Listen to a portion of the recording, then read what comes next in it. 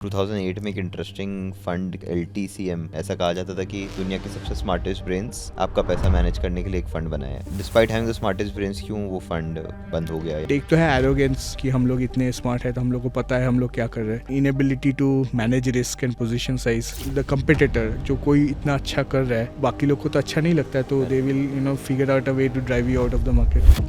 आज हमारे साथ जुड़े अभिषेक बैनर्जी, ये लोटस जू के फाउंडर है। इन्हें मार्केट्स में 15 साल का एक्सपीरियंस है, पोर्टफोलियो मैनेजमेंट में, रिसर्च एनालिसिस में। इनके कुछ स्मॉल केसेस ऐसे हैं जो ऐसे मार्केट्स में भी 3-4 साल के ईयर के केगर उनके 30% से ज़्यादा है। When we looked at that company, nobody knew about that company. वो company has given almost 20x returns. अभी कौन से सेक्टर्स आपको दिख रहे हैं? मेरे को तो कंज्यूमर्स दिख रहे हैं। पर कंज्यूमर सेक्टर पिछले 7-8 साल से इंडिया में नहीं बोला जा रहा है कि चलेगा, but then it does not really. नहीं चलेगा। कंज्यूमर एज अ एक म्यूचुअल फंड जो स्मॉल कैप म्यूचुअल फंड है, अभी इंडिया में 50 स्मॉल कैप म्यूचुअल फंड है, उसका 5 साल का रिटर्न देखेंगे। जो बेस्ट फंड है और जो वर्स्ट फंड है उसके बीच में अंतर शायद 5-6% का होगा। हेज फंड में इट कैन बी 30-40%। अच्छे हेज फंड्स हमेशा अच्छे करते और बुरे हेज फंड्स डाई डाउन हो जाते। कोई और सेक्टर जो आपको लगता है कि डिस्कस करना चाहिए फॉर द व्यूअर्स? जैसे हम लोग एक सेक्टर को हम लोग अभी बहुत we are very excited about is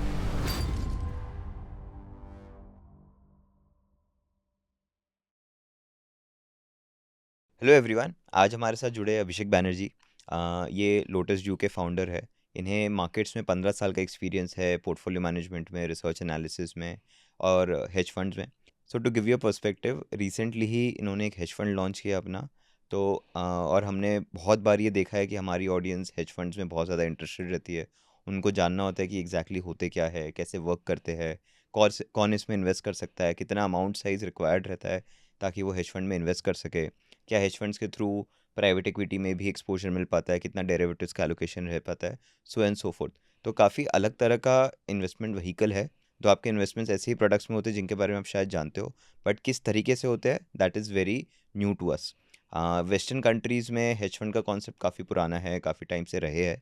India में ये न्यू है और काफ़ी लोग अब धीरे धीरे इसको अडॉप्ट कर रहे हैं एज एंड व्हेन उनका कैपिटल साइज जो है वो बढ़ रहा है। सो ये पॉडकास्ट को हम हेज फंड्स के अराउंड रखेंगे एंड आई डोंट फील कि अभिषेक जी से बेटर कोई इंडिविजुअल हो सकता है जो इसके बारे में हमारे साथ डिस्कस कर सके। So with this I welcome you Abhishek. Thank you very much and Kunal, glad to be here. मतलब काफ़ी इंटरेस्टिंग टॉपिक है आज का। So for the audience again, इनके कुछ स्मॉल केसेस ऐसे हैं जो ऐसे मार्केट्स में भी 3-4 साल के ईयर के केगर उनके 30% से ज़्यादा है। सो डेफिनेटली उस पॉइंट को भी हम टच करेंगे और समझेंगे कि वो कैसे वर्क करता है। टू बिगिन विद अभिषेक, सबसे बेसिक क्वेश्चन पहले आंसर करते हैं। हेज फंड्स होते क्या है और ये नाम हेज क्यों जुड़ा हुआ है? क्योंकि हेज का मतलब तो रिस्क कम करना होता है। हाँ, एक्चुअली लोगों को लगता है कि हेज फंड्स रिस्की होते, बट जो जेनेसिस जो हेज फंड का देखे यूएस में हुआ था 1949 में।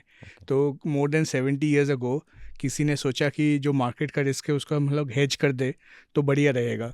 अभी hedge fund is not necessarily always risky, it is uncorrelated. मतलब हेज फंड का मेन मुद्दा यही होता है कि मार्केट जिस तरफ भी जाए हम लोग का रिटर्न कुछ उससे मार्केट रिलेटेड रिटर्न नहीं हो, हम लोग का रिटर्न इंडिपेंडेंट हो। That is the main motive. वो generally market neutral hedge funds होते हैं, लेकिन मार्केट न्यूट्रल छोड़ के भी बहुत सारे डिफरेंट तरह के हेज फंड होते हैं। ये वर्ड जो हेज है ना, हेज का मतलब है कि रिस्क को हम लोग रिड्यूस कर दिए। तो there many different ways of reducing risk. In fact the hedge fund का जो रिटर्न्स है that could be a risk dampener of the overall portfolio. And अगर इंडिया में हेज फंड में किसी को इन्वेस्ट करना है तो कितना पैसा लेके उसको आना चाहिए फंड मैनेजर के पास? पहले स्टार्ट करते हैं हेज फंड बनता कैसे है ना। मतलब अब अगर आपके पास अच्छी स्ट्रैटेजी है, आप खुद इन्वेस्टर है, आप क्या आप हेज फंड बना सकते हैं इंडिया में?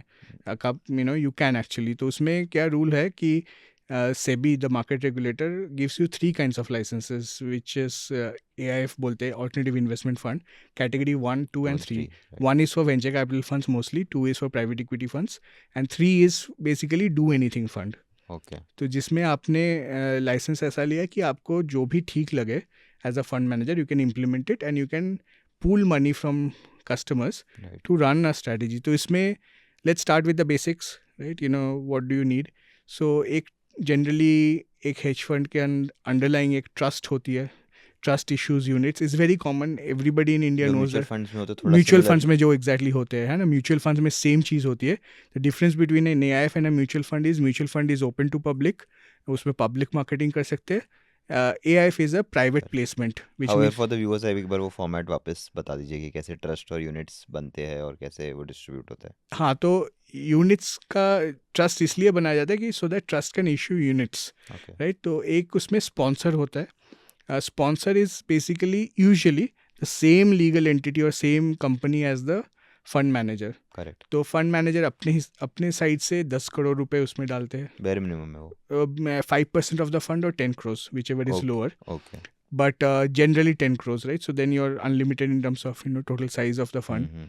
10 करोड़ डालते हैं और बाकी के पैसे वो पब्लिक से थ्रू प्राइवेट प्लेसमेंट, लेते थ्रू हैं. थ्रू द नोन रिलेशनशिप्स और some sort of a formal distribution mechanism, they pool in the money. Correct. So you have a trust, you have a fund management company, you have a sponsor company. These three entities go and apply to SEBI. SEBI के पास they go for request a license. If SEBI thinks that it's an appropriate setup, then they allow you to run the fund. कितना time लगता है licence आने में? Licence आने में let's also understand कि इसमें क्या क्या चीज़ें who are involve in getting a licence, right. So generally you need a legal council, you need a tax advisor who will tax structuring करके देती है. You need basically a custodian. You need a register and transfer agent. You need essentially your you have other paraphernalias like company secretary support for forming the companies, general quasi legal support. You have a trustee, which is you have a custodian. All these a merchant banker is needed to sign off on the private placement Okay. memorandum. तो 6-7 अलग तरह के companies come together. It's a project, मतलब आप Correct. जैसे कोई project run करते हैं, मल्टीपल टीम्स होती है, तो जो लाइसेंस जिसको चाहिए होगा तो ये सारे लोग को साथ में लाना पड़ता है. रफली to set up a fund, ये सब सेबी के fees with GST is about 17.7 lakhs, but the rest for a category 3. But these other services cost anywhere between 20 to 50 lakhs in total. So, to set up a fund, 50 lakhs you have to spend, and then 10 crores you have to put as your own money. 10.5 CR is 10.5 CR is somewhat where you need to set up a fund. In it is not necessary. It only has to be like your personal money, आपके company की money है, या फिर आपकी you can come together as a team of multiple partners when you apply. So you can do all that, but that is your starting point. और कितने time तक मैं मान के चल सकता हूँ कि मेरे को पैसे यहाँ पे पार्क करने हैं और भूल जाना है कि इतने साल तो रिटर्न मेरे को नहीं सोचना चाहिए? इस केस में ना आपको शॉर्ट टर्म भी आप सोच सकते हैं. मैं बताता हूँ क्यों. क्योंकि अलग अलग तरह के हेज फंड्स होते हैं. तो अगर आप लॉन्ग ओनली हेज फंड की तरफ जा रहे हैं, जो इवेंट बेस्ड हेज फंड है जिसमें कोई अंडरलाइंग इवेंट होने वाला है, तो उसमें आप you have to give 5 years, right. But अगर आप मतलब long short market neutral hedge fund या क्रेडिट कैरी हेज फंड, इस तरह के हेज फंड में तो आप 6 महीने के लिए भी डाल सकते हैं, जो ओपन एंडेड फंड है. Mostly the point of this is कि आपका जो रिटर्न्स है they are fixed income plus plus. मतलब आपको अगर बैंक FD में 6% मिल रहा है, तो ये hedge fund net of tax and fees आपको 8-9% तक दे सकती है. तो ये जो 50% एक्स्ट्रा रिटर्न है, ये ऑलमोस्ट मतलब क्या बोलते हैं कि it's sort of low volatility returns. It could be high risk, but it's low volatility returns. अगर आप एक्सेस करना चाहते हैं शॉर्ट टर्म के लिए, आप कर सकते हैं. There open ended hedge funds जो आपको पैसा 1 साल के लिए लेके दे वापस दे देती है. देयर हेज फंड्स आपको हर महीने एंट्री और एग्जिट देती है. तो ये डिपेंड करता है, ये जो है एडवाइज़र जो है, अगर आपके पास कोई अच्छा एडवाइज़र है उसको आप बोल सकते हैं कि मेरे लिए आप ऐसा हेज फंड ढूंढ के लाइए जो इसमें मेरा ये ऑब्जेक्टिव है, तो मैं इन्वेस्ट करना हाँ. तो अभी हेज फंड के स्ट्रक्चर में, AIF के स्ट्रक्चर में हमने समझा कि एक कैटेगरी होगा, उस कैटेगरी के बेसिस पे हम लोग को एक पर्टिकुलर नीश में हम इन्वेस्ट कर सकते हैं. एक स्पॉन्सर हो गया जो कि अपना कैपिटल भी डालता है, विच इज 10 CR और 5% whichever is lesser. And then there are investors. सबका पैसा एक ट्रस्ट में जाता है और ट्रस्ट यूनिट्स बना के देता है. करेक्ट. अब जब रिटर्न्स बनने स्टार्ट होते हैं तो फंड मैनेजर कैसे पैसे निकालता है उसमें से, what is the fee structure, कैसे वो रिटर्न्स, जैसे कहा कि आपने 8-9% पास ऑन हो जाते हैं शॉर्ट टर्म में, net of fees and taxes. तो टैक्सेस तो समझ में आता है, ठीक है, बेचने पे टैक्स लगेगा, but net of fees, how that fees is calculated, वो फीस कैसे माइनस होती है AIF में? तो जैसे 8-9% है जो लॉन्ग शॉर्ट या आर्बिट्राज वाले हेज फंड्स हो गए वैसे वाले, but they also hedge funds which promise much higher returns. जैसे आप देखेंगे they could be a small cap specialist और a micro cap specialist where they are hoping to generate much मोर. तो इसमें हेज फंड में एक चीज़ जो डिफरेंट होती है म्यूचुअल फंड और बाकी सब इंस्ट्रूमेंट से, बट सिमिलर टू पीएमएस, एक है कि उसमें फंड मैनेजर एक सर्टेन हर्डल रेट आपको ऑफर करते हैं। वो हर्डल रेट का मतलब होता है कि अगर आपका पोर्टफोलियो का रिटर्न इतना तक नहीं बना तो मैं आपसे कोई परफॉर्मेंस फ़ी नहीं लेने वाला हूँ। ओके, तो एक हर्डल की हाँ तरह एक्ट करता है हाँ, कि तो ये इसके ऊपर जाएगा तो ही। इसमें हेज फंड में दो मेन एडवांटेज होते हैं। एक पीएमएस होता है, पीएमएस में भी आपका पोर्टफोलियो मैनेजर ही मैनेज करता है, लेकिन पीएमएस मैनेजर अपना पैसा डालने का उसमें कोई रेगुलेशन नहीं है। राइट, तो पीएमएस मैनेजर का और आई ऐसा थिंक उसमें कोई हर्डल रेट भी नहीं होता है। हर्डल रेट आप डाल सकते हैं, पीएमएस ओके, में आप डाल सकते हैं, तो आप ओके, फी स्ट्रक्चरिंग कर सकते हैं। डिफरेंस इज इन पीएमएस, आपने पीएमएस खोल लिया तो आपका खुद का पैसा डला हो या नहीं डला है doesn't matter. Okay, but in the case of AIF, SEBI says कि आपका कैपिटल रहना चाहिए, कि आपका skin in the game skin in the बोलते हैं। गेम आएगा तो ही। आपको अगर मतलब आप if you do not do well, आपको भी उतना ही दर्द होना चाहिए जितना कस्टमर को हो रहा करेक्ट, है ना। Make sense. तो ये इंटरेस्ट आपको अलाइन करके रखना चाहिए, कि ऐसा नहीं होना चाहिए कि आप अपना फीस लेते गए और कस्टमर का वेल्थ बना नहीं। तो आप अगर आपका नहीं बन रहा, कस्टमर का नहीं बन रहा, आपका भी नहीं बनना चाहिए, है ना। करेक्ट, तो there is asset management fee जो बेसिकली ऑनगोइंग एक्सपेंसेस के लिए होती है, और there is a performance fee with an hurdle rate generally and a high water mark. तो ये सब टर्म्स को हम लोग थोड़ा समझते हैं। यस, एसेट मैनेजमेंट फ़ी का मतलब क्या होता है, जो फिक्स्ड फ़ी होता है, ओके, मतलब परफॉर्म फंड अच्छा करे या ना करे उतना फ़ी फंड मैनेजर चार्ज करेगा ही करेगा। Correct, same as mutual fund में भी जो एक्सपेंस रेशियो बोलते हैं हम लोग, हम्म, अच्छा म्यूचुअल फंड अच्छा करे या बुरा करे, फंड मैनेजर उतना आपको चार्ज करेगा ही करेगा। Correct, it's like basic accessing the hmm, service, right. उसके बाद होता है हर्डल रेट। हर्डल रेट का मतलब कि 10%, 8%, 12%, 15% इतना पर ईयर मैं अगर नहीं बना पाया आपके लिए, तो उस मैं आपको सिर्फ ये फिक्स्ड फी ही चार्ज करूँगा, उसके आगे कुछ भी नहीं चार्ज करूँगा, ओके, राइट। और होता है हाई वाटर मार्क। ये इंपॉर्टेंट टर्म है। हाई वाटर मार्क का मतलब है कि मैंने आपके लिए फर्स्ट ईयर में बहुत अच्छा कर लिया, हम्म, मेरा फंड 50% ऊपर चला गया, है ना। हम्म, और नेक्स्ट नेक्स्ट ईयर में वो 60% गिर गया। ओके, तो 100 का 150 हुआ, हाँ, 150 से 60% गिर गया, है ना। नीचे आ गया। हाँ, तो अभी थर्ड ईयर में उसने फिर से +30% कर लिया। हम्म, तो नेट तो आपका नहीं बना ना पैसा। कुछ भी नहीं बना। तो फर्स्ट ईयर में 50% बना, फिर नीचे हम्म, 60% गिर गया, हम्म, फिर 30% ऊपर गिर गया, you are almost break even. Right, अभी फंड मैनेजर बोल सकते हैं पहले साल आपको मैंने 50% बना के दिए, हम्म, जो मेरा 12% हर्डल से ऊपर है, और थर्ड ईयर मैंने आपको 30% करके दिए, वो भी मेरा 12% से ऊपर है। तो तो दो आप बार। दो बार मेरे को परफॉर्मेंस फी दीजिए। तो ये चीज़ को अवॉइड करने के लिए, मॉरल हैजर्ड को अवॉइड करने के लिए एक और चीज़ बोली जाती है, which is high water mark. मतलब आप परफॉर्मेंस फी मेरे से तभी चार्ज कर सकते हैं when you have cross the highest portfolio value that you have ever seen. तो 150 के ऊपर का जो रिटर्न हाँ बनेगा हाँ। तो आपने वही मान लीजिए इस पे कि आएगा। फर्स्ट ईयर में आपने 150 कर लिया, उस ईयर का आप ले लीजिए, it's a hmm, great return, great year, आप ले लीजिए। Next you can only charge me if you have crossed 150, okay, है ना। तो ये चीज़ें जैसे ये सब क्या बोलते हैं, फाइन प्रिंट्स जो होते हैं, ये प्राइवेट प्लेसमेंट मेमोरेंडम में लिखे रहते हैं, व्हाट आर द टर्म्स।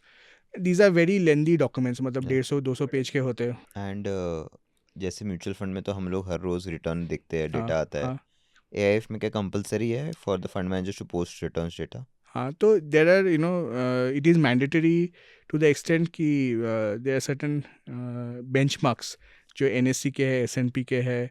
जो बेंचमार्क कैलकुलेट करती है, वो बेंचमार्क प्रोवाइडर्स को डेटा देना मैंडेटरी है। There is a quarterly disclosure on benchmarks. Same is there with PMS. So मतलब but for the client generally they get quarterly numbers.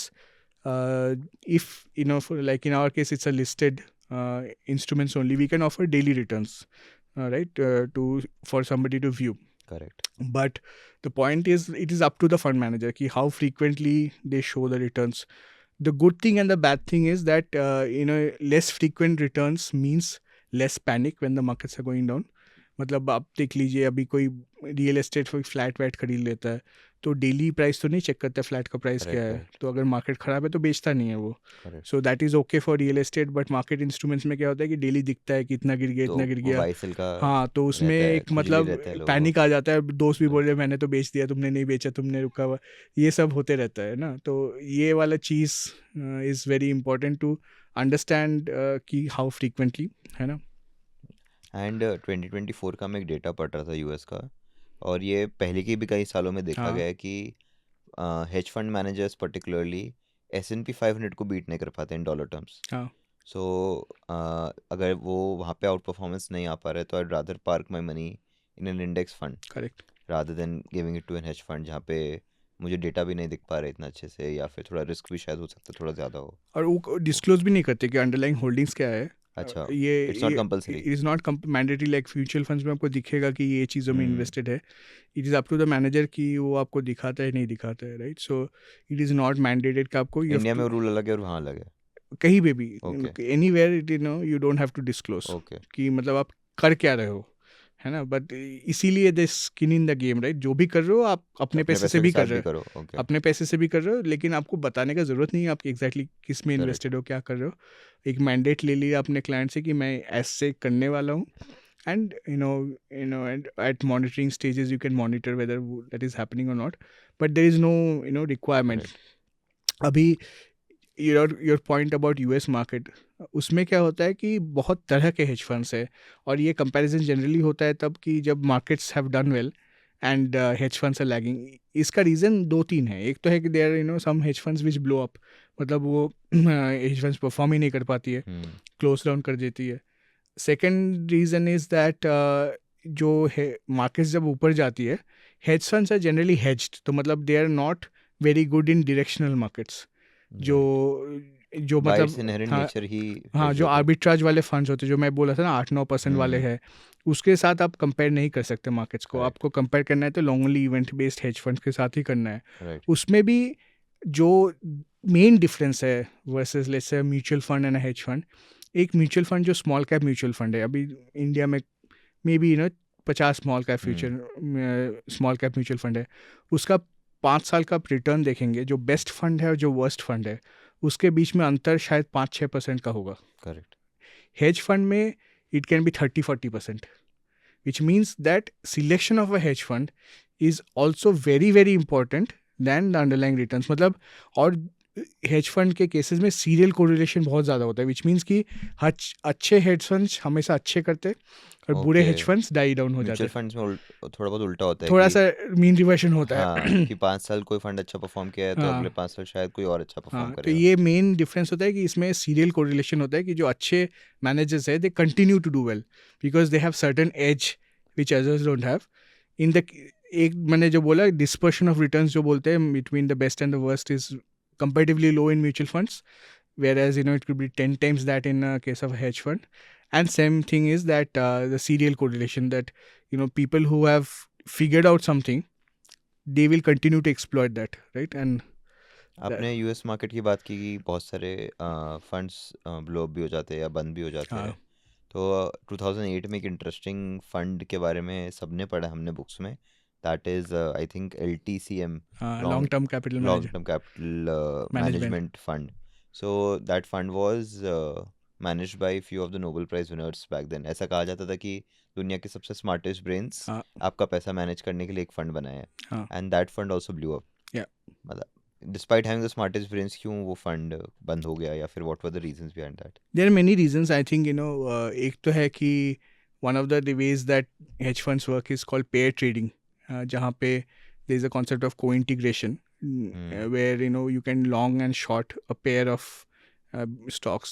So they were doing pairs trading between Russian bonds and US bonds, like that. They were doing that, and bonds के बीच pair trading करना is fairly risk free. Comparatively, like there is a hedge of another country, so they were trading the spreads between two bonds. Suddenly, like because of conflicts, right, Russia के साथ spreads widen होने शुरू हुए, and they doubled down. And double down करने के बाद again it went against them. Then they ran out of capital. They started showing their books to different banks कि मेरे को पैसा दीजिए to cover my immediate losses. People understood how they are positioned. They further squeezed them out. तो इसमें this is what happened. मैंने वो book भी पढ़ी है एक्चुअली, जो इनके बारे में बुक है. Is very interesting read. But क्यों फेल हो गई? उसमें इतने स्मार्ट लोग थे. स्मार्टनेस से भी ज़्यादा इसमें ना डिसिप्लिन का गेम है मार्केट्स. तो मतलब markets are full of very smart people but only few people are successful. मतलब ऐसा आप मार्केट्स में आएंगे जो प्रैक्टिशनर मार्केट के, generally they will be aware of things, तो ऐसा नहीं कि अनअवेयर पीपल मार्केट्स में ऑपरेट करते, फिर भी वो लोग फेल करते हैं. And in this case Nobel laureates 3 थे, which right, is outstanding team. In hindsight if you read the book, जो समझ में आता है, आई मीन ऑफ कोर्स उनकी अपनी स्टोरी रही होगी, बट एक तो है एरोगेंस, मतलब कि हम लोग इतने स्मार्ट है तो हम लोग को पता है हम लोग क्या कर रहे हैं. करेक्ट, सेकंड है कि inability to manage risk and position size, right. And third is कि द कंपिटिटर, जो कोई इतना अच्छा कर रहा है तो बाकी लोग को तो अच्छा नहीं लगता है, तो they correct. Will figure out a way to drive you out of the market. And likewise जैसे हम यूएस की बात कर रहे हैं, there is one hedge fund that we can not miss talking about. That is the hedge fund run by Jim Simons. या extraordinary returns कहा जाता है कि अगर जिस पेस पे वो अपना पैसा कंपाउंड कर रहे हैं, वो उतने ईयर्स के लिए कर ले जितने ईयर्स के लिए वॉरेन बफे ने किया है, then the kind of money that he'll have, he'll be able to purchase 10-12 countries only in one go. तो what is this one thing that he is doing जो कोई और फंड या फिर कोई भी और मैनेजर नहीं कर रहा है? So sadly he passed away. But the main thing is that लोगों ने कई बार कोशिश की जानने के लिए कि इनके जो रिटर्न्स थे, it was extraordinary. मतलब there is no second which comes even close. But जितना समझ में आया, there are some YouTube videos जहाँ पे उसने 1 घंटे में कुछ बताया. If you look at AI, हम लोग अभी AI वगैरह बहुत ज़्यादा यूज़ करते हैं. There is a concept called hidden Markov chains and mathematical topology. Hidden Markov chains का मतलब होता है कि अभी हम लोग एक स्टेट में हैं और दूसरे स्टेट में ट्रांजिशन करें. When I say state, I mean like state of the market and different indicators, and we are transitioning. What is the transitional probability? और ये चीज़ एक्चुअली हम लोग का काफ़ी यूज़ होता है. मतलब ये जो अभी नए नए वैक्यूम क्लीनर्स आए, जो ऑटोमेटिक वैक्यूम क्लीनर्स आए, घूमते रहते हैं, to map the vacuum cleaning process, they use hidden Markov chains. It's used a lot in space launches. It's used a lot. So this is a technology which was discovered back in 1950. Okay. Jim Simon started his fund in 1970s, and it is hypothesized, I mean he has never confirmed it, that he used these hidden Markov chains on the order book data to estimate potential order book in the future to take Oh, my God. prices. Okay. Nobody can confirm that, and but that is one method. AI is not new. मतलब AI applications are new. मतलब chatbot बन गया, ये बन गया, but the core concepts of AI, they are very old. And there definitely what happens is, जो लोग AI use करते हैं, especially in investing world, there is no incentive for me to go and explain to others how I am doing it, right? So I might be using AI, but मेरे पास कोई incentive नहीं है कि publish करूँ मैं paper कि ऐसा ऐसा काम कर रहा है. So there are many applications of AI which fund managers use, which might not be unless mandated by regulation, they might not disclose it. Correct. Because इस समय फाइनेंस में कोई पेटेंट नहीं करता है. There is no concept of patenting, you just run. And coming back to Indian hedge funds, अभी हम देखते आ रहे हैं कि बहुत सारे ऐसे प्राइवेट कंपनीज होते हैं जो बहुत अच्छा करते हैं. कोई कोई लोग को उनमें डायरेक्टली शेयर्स का एक्सेस भी मिल जाता है, कोई लोग शेयर्स बाय भी कर लेते हैं. जैसे NSE है, NSE के हाँ भी हाँ, लोग शेयर्स काफ़ी ट्रेड करते हैं अनलिस्टेड. हाँ, अनलिस्टेड है. वारी एनर्जीज जब लिस्ट हुआ तो उससे पहले करेक्ट. काफ़ी लोगों ने उसके शेयर्स लिए ओला थे. के मिल रहे, ओला के जोमेटो मिल के रहे मिल थे, रहे. जोमेटो पे. इनफैक्ट व्हाट्सएप पे तो ये मैसेजेस आते ही रहते हैं. हाँ. तो वो तो एक बहुत अनस्ट्रक्चर्ड वे हो गया of investing into private companies. क्या AIF या फिर एक हेज फंड मुझे बेटर तरीका अपॉर्चुनिटी देता है to get access to these kind of stocks? There are 2 reasons for that. एक तो है कि अनलिस्टेड स्टॉक्स जो है वो 2 तरह के होते हैं. एक तो है कि अनलिस्टेड है, अब मेरे को भी नहीं पता कब लिस्ट होने वाले, लेकिन Correct. मेरे कभी ना कभी तो लिस्ट होगा, करेक्ट. तो इस होप में मैंने लेके रखा हुआ है. और एक होता है जो लिस्ट होने वाले है और उसका बुक बिल्डिंग चल रहा है. मतलब कोई IPO आने वाला है, तो IPO कैसे आता है? IPO is a 1 year, 1.5 year, 2 year process. तो एक लीड मैनेजर होता है जो मर्चेंट बैंकर होता है, वो कंपनी को लेके जाती है हर एक फंड मैनेजर के पास कि भाई ये लोग IPO लेके आने वाले, ये इनका प्रॉस्पेक्ट्स है, आप इनका स्टॉक खरीदिए. Correct. उसको बोलते हैं बुक बिल्डिंग. उस बुक बिल्डिंग फेज में जो इंस्टीट्यूशनल इन्वेस्टर्स जैसे AIF हो गए, उनको एक स्पेशल कोटा मिलता है which is called institutional qualified institutional buying quota. From that quota, they are not competing with the multiple of subscriptions that happen in retail space. So even if you are like, if you commit on the QIB initially, तो आपको शायद full allocation मिल जाए जो retail investor को शायद ना मिले, तो एक Correct. एडवांटेज वो हो गया। सेकंड होती है कि जो इंस्टीट्यूशनल बायर्स होते हैं वो काफ़ी हद तक डीप रिसर्च करते हैं कि उनका पैसा लग रहा है तो थोड़ा सा ज़्यादा रिसर्च करते हैं। In that is also another thing. So they get into these private companies in the book building phase and they get it pre listing and post listing। उन लोगों को 6 महीने रहना है कंपनी में, तो एक वो भी एक रिस्ट्रिक्शन होता है जो रिटेल को जनरली नहीं रहता है। They can sell the same day that it gets listed, so there is a plus and minus. Right. I was watching one of your videos, उसमें आपने बहुत ही इंटरेस्टिंग डेटा पुल ऑफ किया था जहाँ पे आपने सारी स्मॉल कैप कंपनीज निकाली थी, और उसमें आपने कहा था कि 650 कंपनी ऐसी है उसमें से जो कि या तो डिलीट हो जाती है या तो कॉस्ट से भी कम पे चल रही होती है। हाँ तो while doing this entire process, क्या पहले स्टेप में 650 कंपनियाँ निकल जाती है या फिर एक इक्की दुक्की रह जाती है? नहीं, सो अभी जो है मतलब 650 कंपनी जो डीलिस्ट हो गए वो डेटा हम लोग को that is not even relevant to us. We are Right, only interested in listed companies. Right. तो नॉन लिस्टेड कंपनीज का तो हम लोग बात ही नहीं करते। हम्म, लिस्टेड कंपनीज में भी जनरली क्या होता है कि बोर्ड एट्रिशन होने लगता है before these kind of things happen. Correct. तो वी नोटिस बोर्ड एट्रिशन कि बोर्ड में से लोग निकल रहे हैं। Right. Board attrition is a great signal कि भाई गेट आउट। करेक्ट। एंड जैसे कि आपका जैसे जो स्मॉल केस है उसमें जो आपका सेक्टर सिलेक्शन प्रोसेस है वो कैसे है, और कुछ कुछ ऐसे सेक्टर्स जो आपको लगता है कि यहाँ से आने वाले 2 साल 4 साल 5 साल में अच्छा कर सकते हैं? Very good question. सो हम लोग के पास मतलब ये एक तो मैंने तरीका बताया एआई जो यूज़ करते हैं फॉर कॉर्पोरेट गवर्नेंस। और हम लोग क्या करते हैं कि we collect institutional holdings from all jurisdictions in the world, जैसे एसईसी हो गया, ओके। सेबी हो गई, एसिक हो गया in Australia, FSC in Sweden. There are many countries where you are required to disclose holdings as institutions। तो हम लोग क्या करते हैं वो डिफरेंट फॉर्मेट्स में डिफरेंट जगह से आती है। एफपीआई होल्डिंग्स इंडिया में डिस्क्लोज होती है, तो हम लोग उसको कंबाइन करके चेक करते हैं कि at a security level where is the delta, right. And what it means is that at a security level we are trying to drive conviction change कि एक फंड के पास पैसा आया या फिर प्रॉफिट बुकिंग करी, in that context how are they moving their position size। Right. So you can glean that information and you can construct something called a dominant bet per security level. And if you aggregate the dominant bet, you also get a dominant sector bet.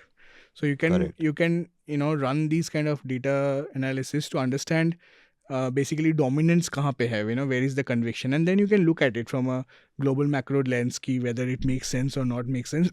You can do further work in terms of research कि भाई ऐसा दिख रहा है data में, तो data में जो दिख रहा है उसका is there a rational or is it a temporary blip, how do you look at it, and then you discuss that in a more global setting, or research that in a more global setting, and then you take a call, right। अभी So कौन से sectors आपको दिख रहे हैं मेरे को तो जिसमें? कंज्यूमर्स दिख रहे हैं। कंज्यूमर इज लाइक डेफिनेटली पर कंज्यूमर सेक्टर पिछले 7-8 साल से इंडिया में नहीं बोला जा रहा है कि चलेगा अब चलेगा, but then it does not really नहीं pick up at that चलेगा। pace. Consumer as a see there are many consumer stocks, right. So I mean consumer is definitely something which we are seeing in the data, right? And this ETF hedge fund strategy that we are doing, where we're doing sector allocation, consumer is a big bet in that. We are looking at we are very bullish on gold and silver. Abhi we have cut the position on gold and silver. Silver abhi bhi hai, gold we have taken out, and we are looking at autos, right? Autos, banks, and consumer. These are the Banks three as in private banks or both? general financials. I mean generally Okay. like small finance BFSI. bank, yeah, BFSI. Generally it looks very attractive as well from a sector standpoint. But अपने जो small cases होते हैं हम लोग in the normal portfolios we do not take any sector bets लेने के लिए अलग से this ETF strategies there, Correct. where we implement the sector bets. Correct. And given आपका 15 साल का एक्सपीरियंस रह गया है, कुछ आपके बड़े बड़े हिट्स रहे होंगे, कुछ आपके बड़े बड़े मिसेस रहे होंगे, जी तो एक या दो ऐसी कहानियाँ जो आपका या तो बहुत बड़ा हिट था या तो बहुत बड़ा मिस था, हाँ उसके बारे में बताइए। Could be a sector, could be a company, इधर हाँ ऑफ देम। मैं कंपनी का नाम नहीं लूँगा, लेकिन मैं आपको स्टोरी बताता हूँ। It's a interesting story. तो हम लोग को एक कंपनी मिली जो देवर इज 200 crore मार्केट कैप की company, and this is I am talking 2019, which was into export of finish jewellery, right. And एक जो लिंक मिला कि somebody from a very reputed PE firm who is on the board of a very reputed PE firm had some professional links with this company. Okay. So we thought, why is this guy why is this guy of such a high reputation trying to work with this, small company based in Western India, Gujarat, right? What is happening? Kyun ho raha hai?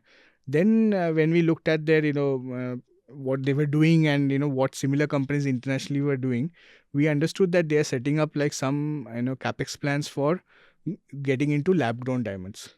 Okay. Right, so they were far ahead of the game, and wo company has given almost 20x returns. So I think I've gotten the name. Okay. so that was when we looked at that company. Nobody knew about that company. That one link and the research that we could do after that, we realized that we invested in a company which is the only listed depository in India. And it was very simple. That time my thesis was that people tend to sell stocks when markets are going down initially, so it's anti-market in a way, because CDSL makes money जब वो transaction demat में होती है, right? So it is like sort of a market hedge, because market अगर नीचे जा रही है तो CDSL का income बढ़ना चाहिए. अभी recently for example if you look at the way private companies have to issue ISINs, many ISINs, these depositories are the only one will make money. So we saw that as an opportunity. Then plenty, like we invested in a company which is one of the only three in India to have a license to provide internet on airplanes, and that group company eventually acquired an airline and so on. Okay. So you could you could foresee that there are synergies that they would acquire. Correct. We misses again, right?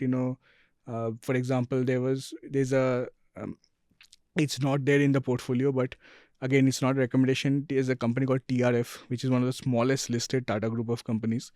We had invested, but there, we missed just the liquidity needed for a retail product. So we saw that this rebalance was getting an issue. हो तो जा रहा था, but थोड़ा सा फंस के हो रहा था.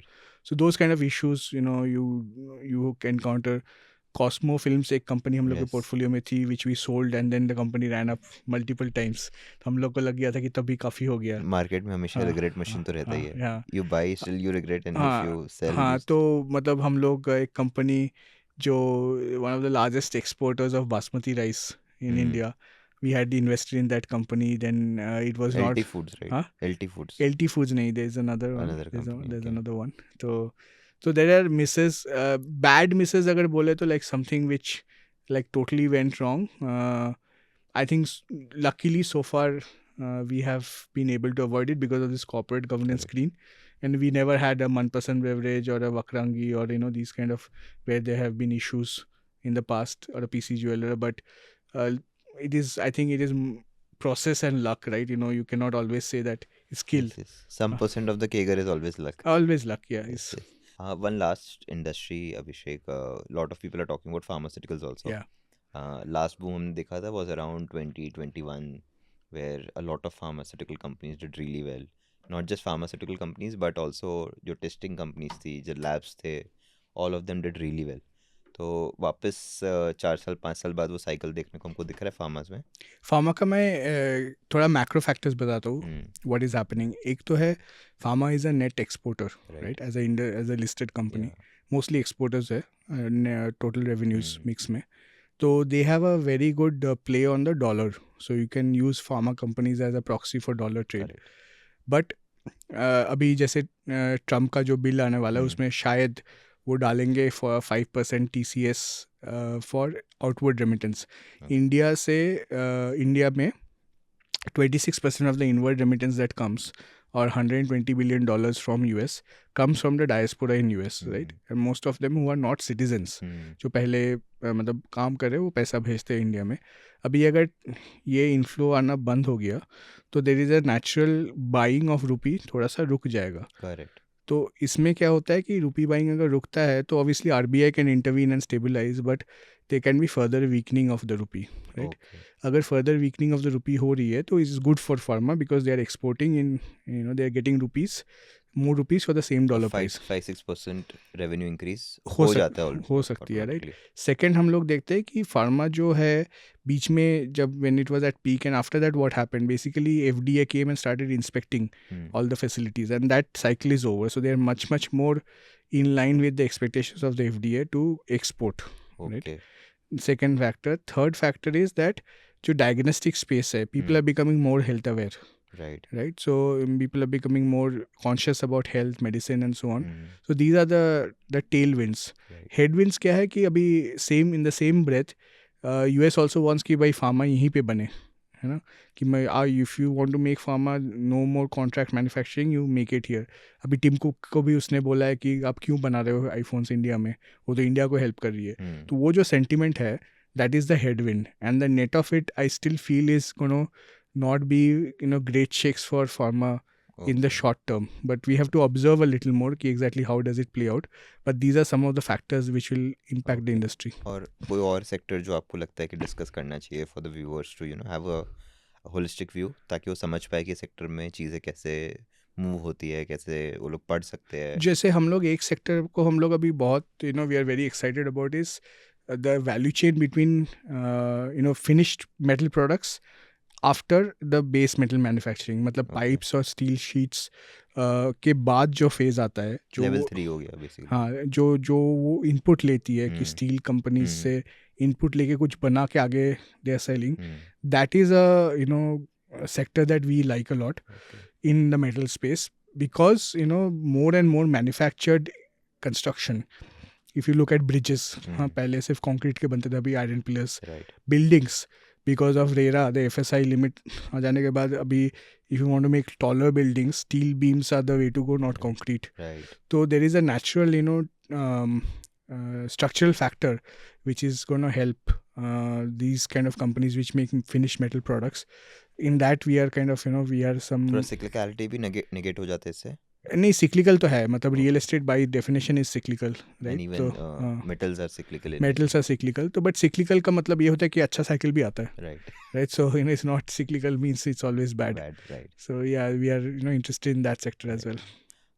So to end with, Abhishek, just one last thing. हमारे viewers के लिए majority of them are 25 to 40 years of age, जो कि खुद से इन्वेस्ट करते हैं, म्यूचुअल फंड्स के थ्रू करते हैं, थोड़े बहुत PMSs की तरफ जा रहे हैं, AIFs की तरफ जा रहे हैं. So for them, one piece of advice that you would like to give them. So the main, it is less important to be smart about markets, it's more important to be consistent with markets, right? Which means that if you're investing by itself is sort of boring, because you are watching your wealth grow slowly. So excitement tabhi aata hai when you are doing short term things, and it is a well known thing that short term is very very hard to do. It's not impossible, but it's very hard. Correct. So for 95% people, investing is the way to go, as we know.